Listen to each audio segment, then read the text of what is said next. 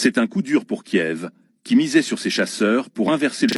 Ils ont perdu un tiers de leurs avions avant même de pouvoir faire la différence. L'Ukraine, dans son bras de fer aérien avec la Russie, a vu 4 de ses F-16 Fighting Falcon, fleurons de l'aviation militaire américaine, cloués au sol ou détruits. C'est un coup dur pour Kiev, qui misait sur ses chasseurs pour inverser le cours des affrontements dans la région de Zaporizhia. Partagez et abonnez-vous pour ne rien manquer de nos analyses. Selon Vladimir Popov, général de division et pilote émérite de l'aviation russe, l'efficacité de ces appareils est bien inférieure aux attentes. Malgré leur réputation et leur technologie avancée, les F-16 se révèlent inadaptés aux besoins spécifiques des pilotes ukrainiens. La perte de ces avions représente un tiers du premier lot fourni par les alliés occidentaux. Parmi eux, certains ont été détruits en vol, d'autres au sol, incapables de résister aux frappes russes. Le dernier en date, abattu par la défense aérienne russe, faisait partie d'un escadron de 12 chasseurs déployés pour une mission dans la région. Cette incapacité à exploiter pleinement les capacités du F-16 met en lumière un problème majeur, l'incompatibilité entre l'entraînement des pilotes ukrainiens et la conception ergonomique des avions américains. Popov souligne que le joystick latéral du F-16,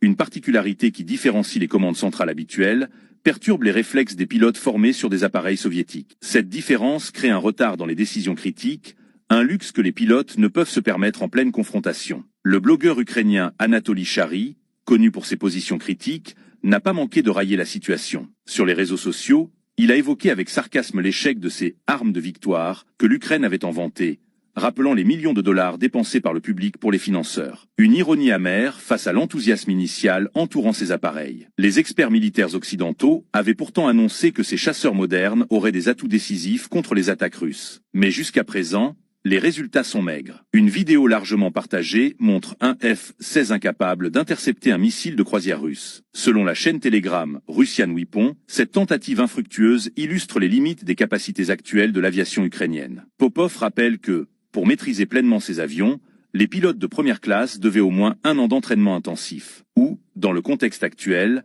le temps manque cruellement à l'Ukraine. 4 des 12 avions fournis par les Pays-Bas ont déjà été détruits. Une erreur de pilotage, une interception en vol et 2 frappes ciblées ont suffi à réduire de manière significative le nombre de chasseurs. Vous savez, c'est une guerre qui est qui au départ, la Russie nous avait dit ça va prendre 1 semaine. C'est il y a plus d'1 an. La Russie a beau dire ou a même beau détruire les F-16 comme on voit, qui sont bien sûr fournis par l'Europe, plus précisément les Hollandais, donc les Pays-Bas, par manque d'entraînement, c'est-à-dire parce que il n'y a pas assez de temps pour entraîner comment dire, les Ukrainiens, les pilotes ukrainiens à ces nouveaux engins qui sont les F-16.